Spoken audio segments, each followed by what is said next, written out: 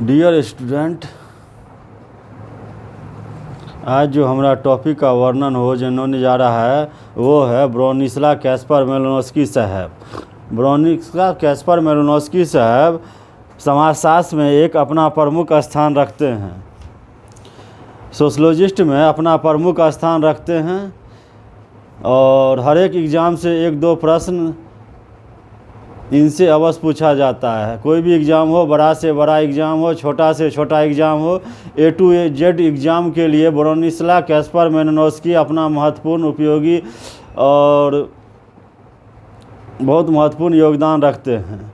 तो चलिए आज डियर स्टूडेंट, आज जो हम वर्णन करने जा रहे हैं वह ब्रोनिस्ला कैस्पर मेलिनोव्स्की साहब पर वर्णन करने जा रहे हैं। उनकी जीवन गाथा, उनकी कृति और उनकी पुस्तकों का वर्णन करेंगे। ब्रोनिस्ला कैस्पर मेलिनोव्स्की साहब का जन्म जो है 1884 और उनकी मृत्यु 1942 में हो गया। मानव शास्त्र में प्रकारवादी सिद्धांत के एक प्रमुख हस्ताक्षर। पोलैंड निवासी ब्रोनिस्ला कैस्पर मेलिनोव्स्की मूलतः भौतिक शास्त्र और गणित शास्त्र में दीक्षित थे। वह मूलतः भौतिक शास्त्र और गणित शास्त्र में दीक्षित थे। यह एक संयोग ही है कि जब एक बार उन्होंने अचानक फ्रेजर की पुस्तक द गोल्डन बॉय को पढ़ा तो वे मानव शास्त्र के क्षेत्र की ओर आकर्षित हुए और फिर वे मानव शास्त्र के ही होकर रह गए। उनकी गणना प्रारंभिक क्षेत्र मानव वैज्ञानिकों की प्रथम पंक्ति में की जाती है। वे अनख्यात नाम मानव वैज्ञानिक रेडक्लिफ ब्राउन के समकालीन थे। इन दोनों ही सामाजिक मानव वैज्ञानिकों पर प्रसिद्ध समाजशास्त्री दुर्खाइम के प्रकाशवादी विचारों का गहरा प्रभाव पड़ा है, जिन्हें इनके लेखनों में स्पष्ट तौर पर देखा जा सकता है। सन 1915 और 1918 के बीच मेलिनोव्स्की साहब ने न्यू गिनी के उत्तर पश्चिम में स्थित टोबियान द्वीप के काली चमड़ी वाले मातृवंशीय निवासियों का लगभग 2 वर्षों तक अध्ययन किया। इन मलेशियाई द्वीपवासियों के समाज में उत्तराधिकार और दयाधिकार स्त्रियों से स्त्रियों को होता है। इस शोध कार्यों के दौरान उन्होंने जिस विधि का प्रयोग किया वह आजकल सहभागी अवलोकन विधि या क्षेत्र कार्य पद्धति के नाम से जाना जाती है। शोध की इस विधि का प्रयोग करते हुए मेलिनोव्स्की साहब ने जिन गांवों का अध्ययन किया वहां उन्होंने अपने तंबू तानकर डेरा डाला और एक लंबे अरसे तक उन गांव वासियों के साथ रहे, उनकी भाषा सीखी और गांव के निवासियों का जीवन जिया। इस विधि ने उन्हें ग्रामवासियों को नज़दीकी से देखने, अनुभव करने तथा समझने का मौका दिया। अध्ययन की इस अनूठी विधि के बारे में मेलिनोव्स्की साहब ने स्थानीय लोगों की भाषा सीखने और देशज नेटिव दृष्टिकोण अपनाने पर बल दिया है। मेलिनोव्स्की साहब का अधिकांश शैक्षणिक व्यावसायिक जीवन विश्व के प्रतिष्ठित संस्थान लंदन स्कूल ऑफ इकोनॉमिक्स में बीता, जहां उनकी सन 1924 में रीडर और 1927 में सामाजिक मानवशास्त्र की प्रथम पीठ चेयर पर प्रोफेसर के रूप में नियुक्ति हुई। इस संस्थान में आयोजित गोष्ठियों और उनके भाषण कार्यक्रमों ने इस विषय की ओर कई व्यक्तियों को आकर्षित किया, जिनमें से कई व्यक्तियों ने उनके संरक्षण में सामाजिक मानवशास्त्र के विरोध का अध्ययन अनुसंधान कर विश्व के प्रसिद्ध मानवशास्त्रियों में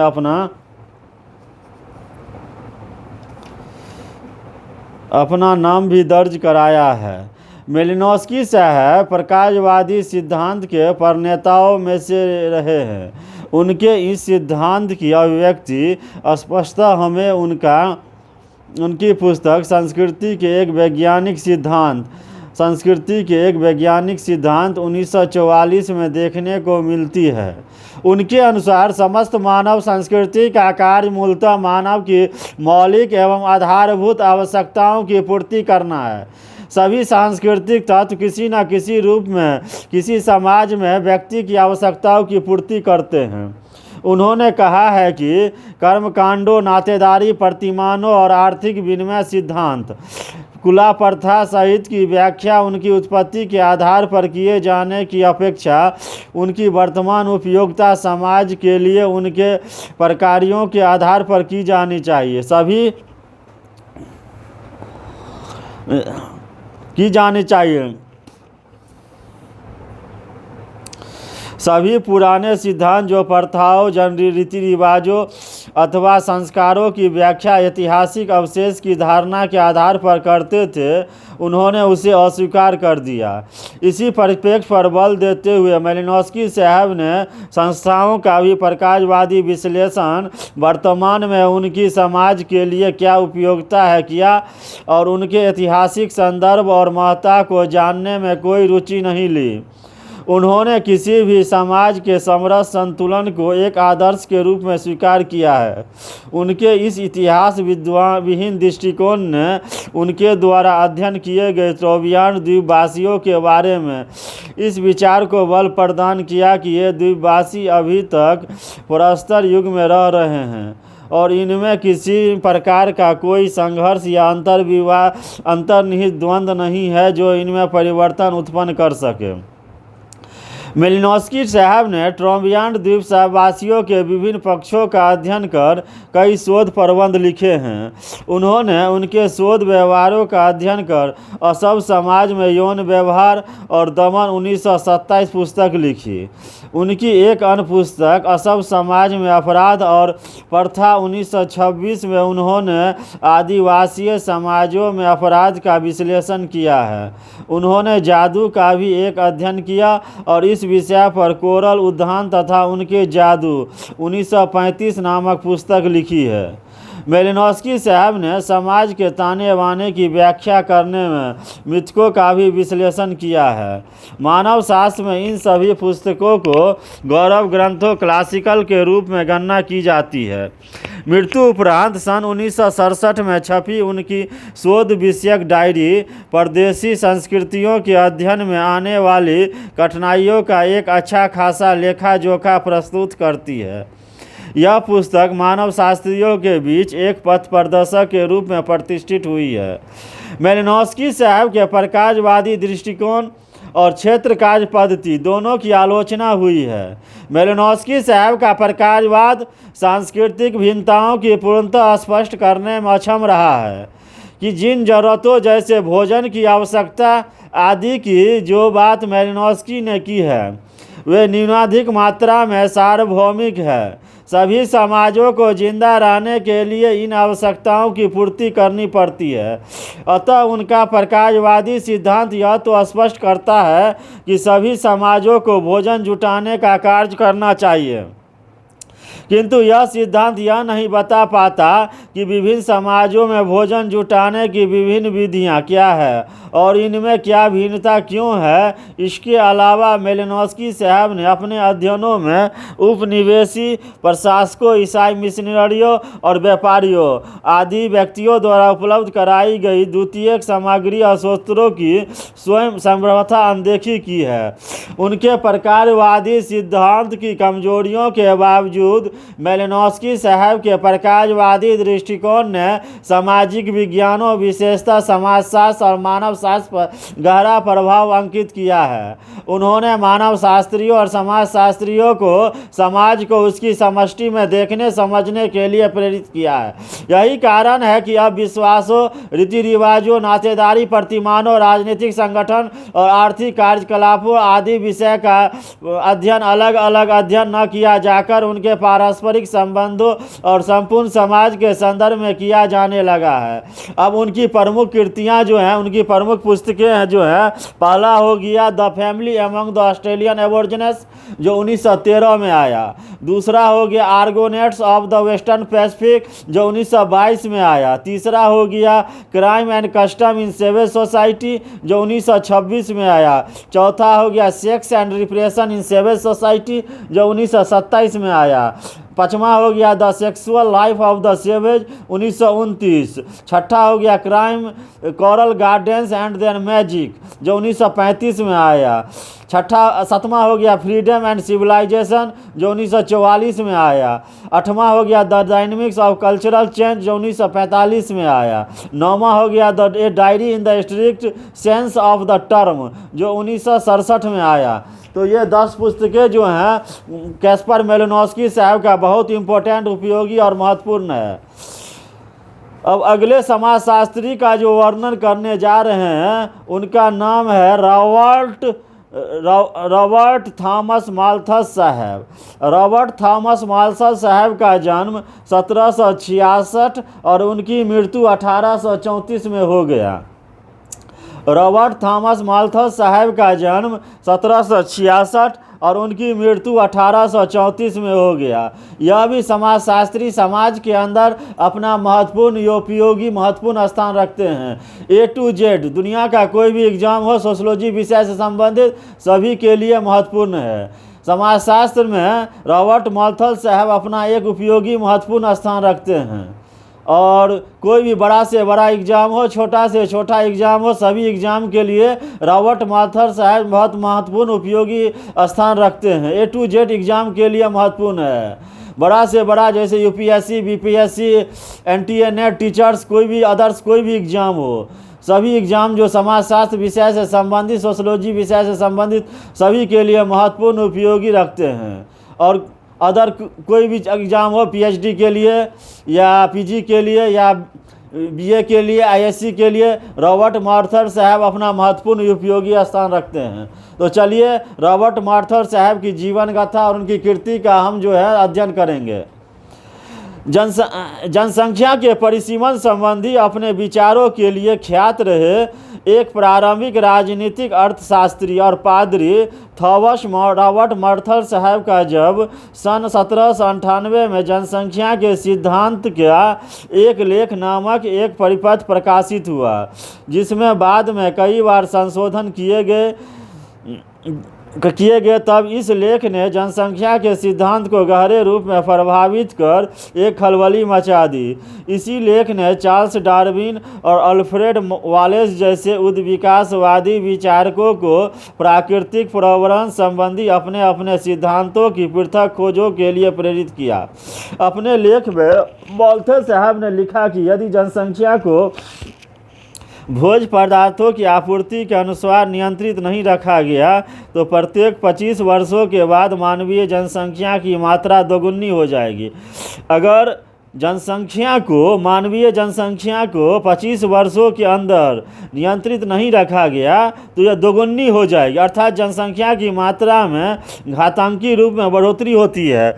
जनसंख्या जो है बढ़ोतरी होती रहती है, यानी एक इंसान जो है 4 बच्चा 5 बच्चा 6 बच्चा 8 बच्चा 10 बच्चा पैदा कर रहा है। जो जनसंख्या जो है बहुत विकराल होते जा रहा है और यह देश के लिए बहुत खतरनाक होते जा रहा है। इस पर नियंत्रण नहीं किया गया तो जनसंख्या बहुत विकराल हो जाएगा जो देश के लिए बहुत घातक सिद्ध होगा। एक आदमी जो है सो 4 बच्चा 8 बच्चा 10 बच्चा 12 बच्चा पैदा कर रहा है तो यह बहुत विकराल हो जाएगा देश के लिए। माल्थस साहब ने अपने इन विचारों को मानव प्राणी की जनसंख्या तक सीमित रखा क्योंकि भोज्य पदार्थों की आपूर्ति में वृद्धि करने की मानव की क्षमता कृत्रिम रूप में जनसंख्या वृद्धि पर लगाए गए नियंत्रण को कमज़ोर कर देती है। माल्थस साहब के पिता एक उदारवादी कांग्रेस जमींदार और प्रसिद्ध राजनीतिक विचारक रूसो के मित्र थे। उन्होंने अपने सुपुत्र को तब तक शिक्षा दिलवाई जब तक वे कैम्ब्रिज नहीं चले गए। वह माल्थस साहब की सन 1793 में फेलो के रूप में नियुक्ति हुई और सन 1798 में उन्हें पवित्र आदेश मिले। सन 1805 में वे हेल्सबरी में ईस्ट इंडिया कंपनी कॉलेज में इतिहास और राजनीतिक अर्थव्यवस्था के आचार्य बन गए।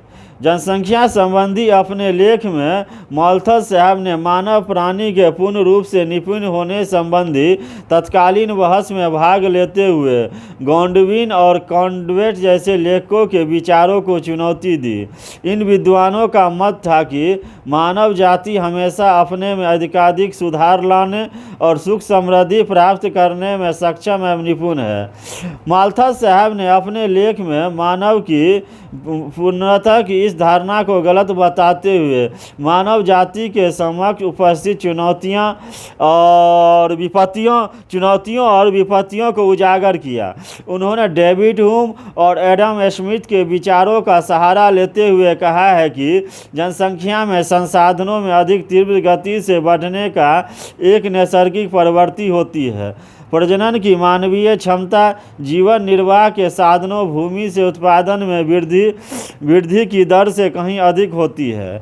जनसंख्या में वृद्धि गुणवत्ता रूप में ज्यामितीय होती है, किंतु संसाधनों में वृद्धि अंकगणितीय रूप से अधिक नहीं होती। अतः अनिवार्यतः वास्तविक जनसंख्या वृद्धि को संसाधनों की अपर्याप्तता द्वारा नियंत्रित किया जाता है। यह नियंत्रण दो रूप में कार्य करता है। पहला सकारात्मक नियंत्रण, इसमें बीमारी, भूख, बाढ़, अकाल, युद्ध आदि के कारण मृत्यु को सम्मिलित किया गया है। दूसरा हो गया निरोधात्मक नियंत्रण में विलंब, विवाह, ब्रह्मचर्य, परिवार नियोजन आदि साधनों का प्रयोग किया जाता है। माल्थस साहब के उपरोक्त विचारों का व्यापक विरोध हुआ है और उन्होंने कई आधारों पर चुनौती दी गई है। आलोचना के रूप में कहा गया है कि माल्थस साहब का जनसंख्या का सिद्धांत गरीबी हटाने के प्रयासों से एक बाधा उत्पन्न करता है।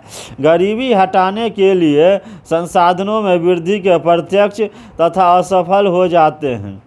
जब जनसंख्या में वृद्धि और जीवन की आवश्यकताओं पर और अधिक दबाव बढ़ता जाता है। कार्ल मार्क्स ने भी माल्थस के सिद्धांत को चुनौती देते हुए कहा है कि किसी भी जनसंख्या की अपने आप को खिलाने की क्षमता मुख्यतः आर्थिक और सामाजिक संगठन पर निर्भर करती है। गरीबी का कारण जनसंख्या वृद्धि नहीं अपितु पूंजीवादी व्यवस्था है। अब जो अगले समाजशास्त्री का हम वर्णन करने जा रहे हैं, जो बहुत इम्पोर्टेंट, उपयोगी, महत्वपूर्ण है, जो हर एक प्रतियोगी परीक्षा के लिए इम्पोर्टेंट है। A to Z एग्ज़ाम, दुनिया का कोई भी सोशोलॉजी विषय से संबंधित एग्ज़ाम हो, सभी एग्ज़ाम के लिए इम्पोर्टेंट है। भारत नहीं, विदेश में भी सोशोलॉजी सब्जेक्ट से संबंधित समाजशास्त्र का विषय जहाँ चलता है, अगर पाताल में भी चलता है, आकाश में भी चलता है, अगर समाजशास्त्र विषय अगर ब्रह्मांड के कोई कोना में अगर समाजशास्त्र विषय चलता है तो सोशोलॉजी विषय में कार्ल माइनहेम साहब अपना एक महत्वपूर्ण उपयोगी स्थान रखते हैं। वह पाताल, आकाश, ब्रह्मांड के किसी कोना में हो, समाजशास्त्र विषय अगर चलता है तो समाजशास्त्र विषय से संबंधित कार्ल माइनहेम साहब जो है सो अपना महत्वपूर्ण उपयोगी स्थान रखते हैं और इनसे अगर एग्जाम में एक दो प्रश्न अवश्य पूछा जाता है। तो चलिए आज कार्ल माइनहेम साहब के जीवन गाथा, उनकी कृति का वर्णन करेंगे। जो कार्ल माइनहेम साहब ने अपने जीवन में क्या क्या किए, उनकी कृति में वह अपने कृति में क्या किए और उनका जो है परवरिश कहाँ हुआ, उनका जन्म कहाँ हुआ, उनका जन्म किस ईस्वी में हुआ, उनकी मृत्यु किस ईस्वी में हुआ, उनकी जीवन गाथा, उनकी कृति का संपूर्ण विश्लेषण करेंगे। और दुनिया का कोई भी कोना हो, A to Z अगर सोशोलॉजी विषय से संबंधित कहीं भी एग्ज़ाम हो या सोशोलॉजी विषय जहाँ चलता है समाजशास्त्र, वहाँ हर एक के लिए महत्वपूर्ण, उपयोगी और महत्वपूर्ण है। तो चलिए आज हम कार्ल माइनहेम साहब का वर्णन करेंगे। कार्ल माइनहेम साहब का जन्म 1893 और उनकी मृत्यु 1947 में हो गया। कार्ल माइनहेम साहब का जन्म जो है 1893 और उनकी मृत्यु जो है 1947 में हो गया। ज्ञान के समाजशास्त्र के एक प्रमुख हस्ताक्षर आधुनिक समाज वैज्ञानिक कार्ल माइनहेम का जन्म बुडापेस्ट, हंगरी में हुआ था। सन 1919 में वे हंगरी छोड़कर जर्मनी चले गए और यहाँ विश्वविद्यालय में प्राध्यापक बन गए। किंतु जर्मनी में हिटलर के सत्ता में आते ही नाजीवाद के उभार के बाद सन 1933 में इन्हें जर्मनी छोड़ना पड़ा और वे इंग्लैंड आ गए, जहां उन्होंने लंदन स्कूल ऑफ इकोनॉमिक्स में अपने शैक्षणिक व्यावसायिक जीवन को जारी रखा। ज्ञान के समाजशास्त्र को परिभाषित करते हुए माइनहेम साहब ने लिखा है कि यह विचारधाराओं का सामाजिक एवं अस्तित्वात्मक नियंत्रण का एक सिद्धांत है। उन्होंने माना है कि समस्त ज्ञान और विचारों का नियंत्रण सामाजिक संरचना और ऐतिहासिक प्रक्रिया के अंतर्गत विशिष्ट दशाओं द्वारा होता है। अतः मानवीय के अनुसार विचारधारा अनिवार्यतः एक विशिष्ट परिप्रेक्ष्य को प्रतिबिंबित करती है। यह स्थान विशेष के संदर्भ में सापेक्षिक होती है। ज्ञान के समाजशास्त्र के बारे में उनका प्रमुख तर्क यह रहा है कि समाज में जो ज्ञान की रचना होती है वह समाज के संगठन अर्थात उसकी संस्कृति और संरचना द्वारा निर्धारित होती है। दूसरे शब्दों में व्यक्ति क्या जानते हैं यह उनकी परिस्थिति पर निर्भर करता है जो समाज की संरचना में उनकी होती है। साथ ही सामाजिक वर्ग जैसे कारक भी ज्ञान की रचना को प्रभावित करते हैं, किंतु यह पूर्णतः वर्ग जैसे कारक से ही निर्धारित नहीं होती है। मानहीम साहब वेबर और मार्क्स दोनों से प्रभावित थे। उनके अधिकांश लेखन इस तथ्य की पुष्टि करते हैं कि उन्होंने ज्ञान की व्याख्या मार्क्स के वर्ग कारकों और वेबर के परिस्थिति समूहों की भिन्न सामाजिक स्थितियों के संदर्भ में की है। उदाहरणार्थ उन्होंने विपन्न व्यक्तियों की भविष्यगत आशाओं से उद्भूत कल्पना लोकीय विचारों की तुलना यथास्थिति से लाभार्जित व्यक्तियों द्वारा प्रतिपादित विचारों से की है। मानहीम ने विचारों के संदर्भ में पीढ़ीगत अंतरों को भी विशेष महत्व दिया है। सामाजिक वर्ग की भांति व्यक्ति की पीढ़ी भी व्यक्ति के सामाजिक और ऐतिहासिक काल में एक विशिष्ट स्थान प्रदान करती है। फलस्वरूप व्यक्ति एक विशिष्ट प्रकार से सोचने समझने का अभ्यस्त हो जाता है। मानहीम साहब ने कई भिन्न विषयों पर काफ़ी लिखा है, किंतु समाजशास्त्र की दृष्टि से ज्ञान के समाजशास्त्र के प्रति किया गया उनका योगदान महत्वपूर्ण है। उनके समस्त लेखनों को दो चरणों में विभाजित किया जा सकता है। प्रथम चरण में उन्होंने ज्ञान के समाजशास्त्र को विकसित करने में योगदान किया है। पहला, उन्होंने इस बात पर बल दिया कि ज्ञान के समाजशास्त्र का विकास संभव है क्योंकि सामाजिक संरचना और ज्ञान के स्वरूपों में एक सहसंबंध होता है तथा कुछ विशिष्ट सामाजिक समूहों को सदस्यता व्यक्ति की समस्याओं को प्रभावित करती है। मानहीम साहब ने ज्ञान के समाजशास्त्र के सामाजिक प्रभावों को जानने का भी यत्न किया। उनका विचार था कि यदि सभी विश्वास या आस्थाएं समाज का प्रतिफल है तो वास्तविक विश्वासों का कोई स्थान नहीं है और न ही सत्य का कोई स्वतंत्र मापदंड हो सकता है। उन्होंने इस समस्या के कई समाधानों के साथ प्रयोग किए। प्रारंभ में उन्होंने सामाजिक रूप से स्वतंत्र प्रस्तावनाएं प्रस्तुत की और बाद में उन्होंने यह स्वीकार किया कि उनका यह प्रारंभिक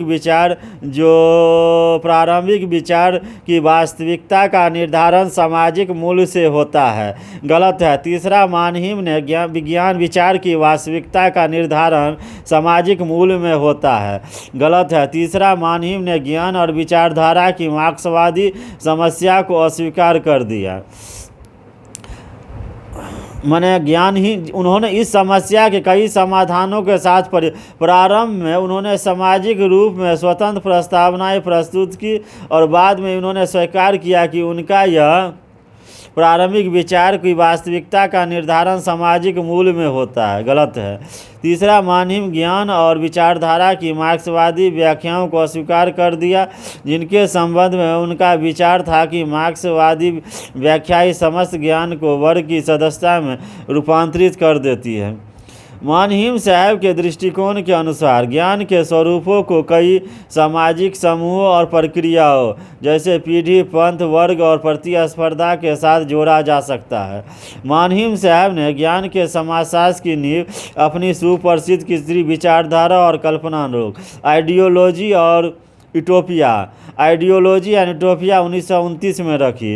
इस पुस्तक से प्रकट होता है कि वे तत्कालीन नव मार्क्सवादी विचारक जॉर्ज लुकास से गहरे प्रभावित थे, किंतु उन्होंने लुकास की विचारधारा को यथावत स्वीकार नहीं किया। उन्होंने लुकास के मार्क्सवादी वैचारिक ढांचे को नया रंग दिया। मानहीम ने लुकास के इस विचार को तो स्वीकार किया कि मनुष्यों का चिंतन उनके सामाजिक अस्तित्व जीवन से निर्धारित होता है, किंतु इसे वास्तविक ज्ञान नहीं कहा जा सकता। वास्तविक ज्ञान या चेतना प्राप्त करने की क्षमता सर्वहारा वर्ग में नहीं होती। मानहिम के अनुसार केवल बुद्धिजीवी या मनीषी यह स्पष्ट करने में समर्थ है कि मनुष्यों का चिंतन उनकी सामाजिक संरचनाओं, प्रथाओं और आकांक्षाओं से किस प्रकार प्रभावित होता है। वे ही इस ज्ञान को अपने मस्तिष्क की छलनी में छानने में समर्थ है और इसके प्रभाव को अलग अलग बता सकते हैं और इस प्रकार वे वास्तविक ज्ञान को ज्ञात कर सकते हैं। मानहिम साहब के ज्ञान के समाजशास्त्र के अनुसार किसी जन समुदाय के सामाजिक जीवन की परिस्थितियों को निर्धारित होने वाला मिथ्या ज्ञान दो प्रकार का होता है। पहला विचारधारा आइडियोलॉजी, यह ऐसा मिथ्या चेतना है जो वर्तमान को उचित मानकर उसे बचाए रखने और संरक्षण के लिए प्रेरित करती है। दूसरा कल्पना लोग, यह ऐसी मिथ्या ज्ञान है जो वर्तमान व्यवस्था को गलत मानता है और परिवर्तन के लिए प्रेरित करता है। यह ऐसे काल्पनिक सिद्धांत प्रस्तुत करता है जिन्हें यथार्थ के धरातल पर साकार नहीं किया जा सकता। अपने इसी चिंतन के आधार पर मानहिम साहब ने मार्क्स के वर्ग विहीन समाज के सिद्धांत को कल्पना लोक मानते हुए इसे मिथ्या ज्ञान की श्रेणी में रखा है। मानहिम साहब के इस धारणा की कटु आलोचना हुई कि समस्त ज्ञान का आवश्यक रूप में एक वैचारिक चरित्र होता है। उन पर यह आरोप लगाया गया कि वह पूर्णतः सापेक्षवाद के शिकार हो गए हैं। इस आरोप का उन्होंने कई ढंग से खंडन भी किया है, किंतु अपने इस प्रयास को असफल रहे। उन्होंने ज्ञान के एक भाग के रूप में सापेक्षवाद का मुकाबला भी किया है। उन्होंने कहा जिसे सत्य समझा जाता है उसका निर्धारण सामाजिक रूप में होता है। इसका तात्पर्य यह हुआ कि फिर सत्य का कोई वस्तुनिष्ठ आधार नहीं होता। दूसरे चरण में मानहिम साहब की वह कृतियाँ आती है जिन्हें बहुत अधिक सत्ता प्राप्त नहीं हुई। इन कृतियों में पुनर्रचना युग में मानव और समाज 1935 में सामाजिक पुनर्निर्माण का विश्लेषण किया गया है। मानहिम साहब के अनुसार आधुनिक समाज जन समाज मॉस सोसाइटी बन गए हैं। ऐसे समाज अतिशय व्यक्तिवादिता के शिकार लोगों में नियंत्रित ऐसी अत्यंत विसंगठित समूह है जिनमें आपस में कोई सामाजिक रिश्ते नहीं होते। इन समाजों में लगाव और जीवन के अर्थ का अभाव खटकता है और इसके लिए उन्होंने मुक्त पूंजीवाद की गत्यात्मकता को उत्तरदायी माना है। संस्कृति के लोकतंत्रीकरण के कारण व्यक्ति और समाज दोनों ही आकस्मिक एवं आमूल परिवर्तन के दौर से गुजर रहे हैं। ये समाज उदारवादी पूंजीवाद की देन है और इसकी मरम्मत और पुनर्निर्माण के लिए सामाजिक नियोजन की आवश्यकता है। मानहिम साहब के अनुसार लोकतंत्र की भावना को बनाए रखने के लिए सामाजिक नियोजन और समाजशास्त्रीय दृष्टिकोण से अनुप्रमाणित शिक्षा की आवश्यकता है। यह शिक्षा वर्तमान में विद्यमान मतभेदों को मिटाने में सहायक श्रेणी होगी और समाज को सही शिक्षा दिशा प्रदान करेगी। मानहिम साहब के अधिकांशतः जर्मन भाषा में लिखा है। उनकी प्रमुख कृतियों का संकलन और अंग्रेजी में प्रकाशन उनकी मृत्यु के बाद हुई है। अब मानहिम साहब की जो प्रमुख पुस्तकें हैं उनमें पहला हो गया essay on the sociology of knowledge जो 1928 में आया। Essay on the sociology of knowledge जो 1928 में आया। आइडियोलॉजी एंड यूटोपिया जो 1929 में आया। अगला पुस्तक है man and society in an age of reconstruction जो 1935 में आया। अगला पुस्तक हो गया डायग्नोसिस ऑफ आवर टाइम जो 1943 में आया। अगला पुस्तक हो गया freedom power and dimension planning democratic planning जो 1952 में आया। Freedom power and democratic planning जो 1951 में आया। अगला हो गया essay on sociology and social psychology जो 1953 में आया। अगला हो गया essay on the sociology of culture जो 1956 में आया।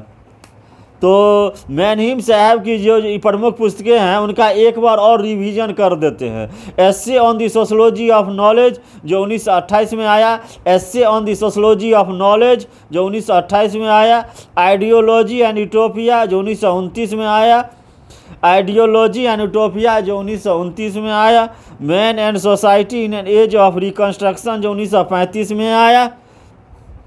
डायग्नोसिस ऑफ आवर टाइम जो 1943 में आया। डायग्नोसिस ऑफ आवर टाइम जो 1943 में आया। Freedom power and democratic planning जो 1951 में आया। Freedom power and democratic planning जो 1951 में आया। Essay on sociology and social psychology जो 1953 में आया। Essay on the sociology of culture जो 1956 में आया। Essay on the sociology of culture जो 1956 में आया।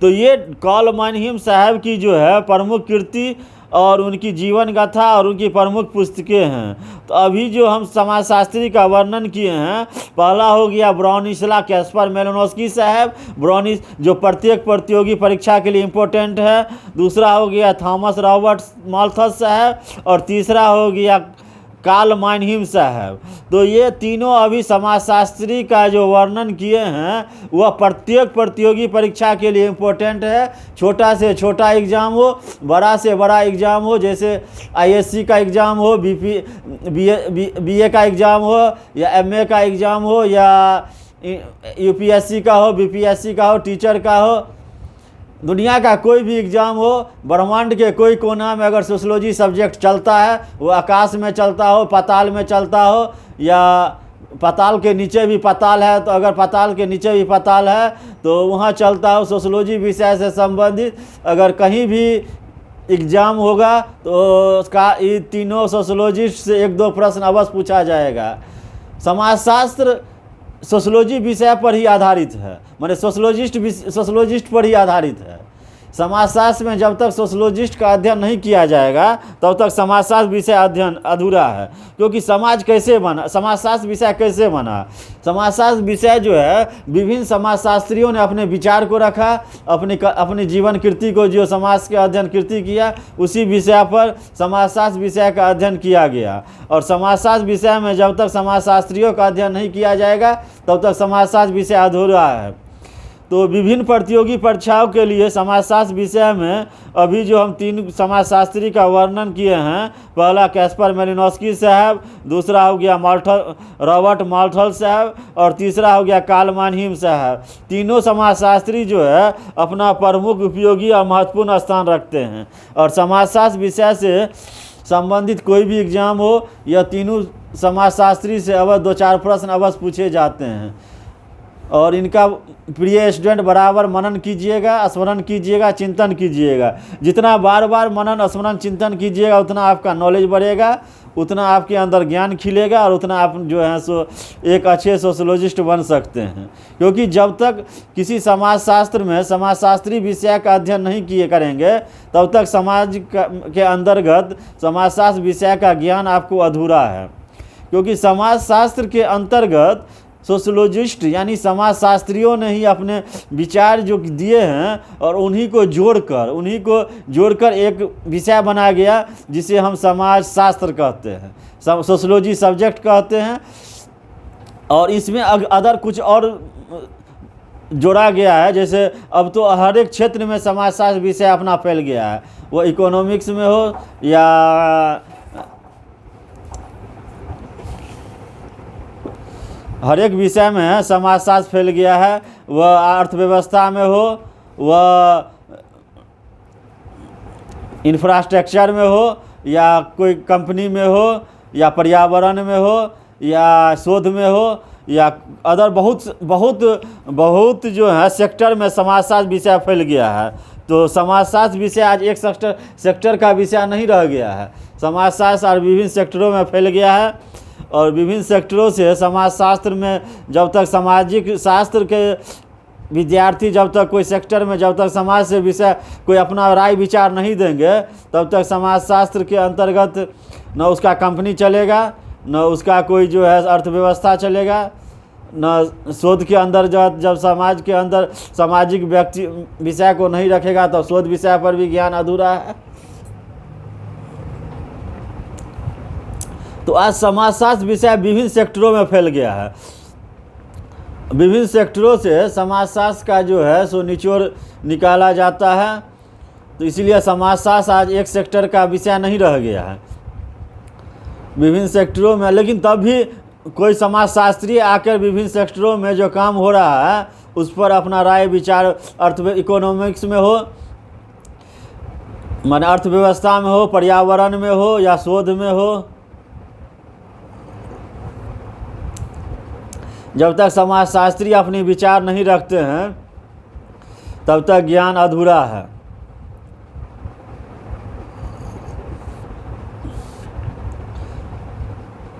आजकल समाज के जो है, समाज के भी आज जन्म से लेकर मृत्यु तक समाज के विषय का ही अध्ययन किया जाता है। जब बच्चा जन्म लेता है उसके बाद उसका धीरे धीरे समाज में प्रोग्रेस होता है। समाज में प्रोग्रेस होने के बाद बच्चा जो है सो थोड़ा बड़ा होता है, उससे बड़ा होता है, उससे बड़ा होता है, फिर उसका जो है सो बुढ़ा होता है, बुढ़ा होने के बाद फिर मर जाता। तो इस मरने के और जीवन के जन्म से वो समाज के अंदर में विभिन्न टॉपिक और विभिन्न राय विचार सीखता है और विभिन्न प्रकार के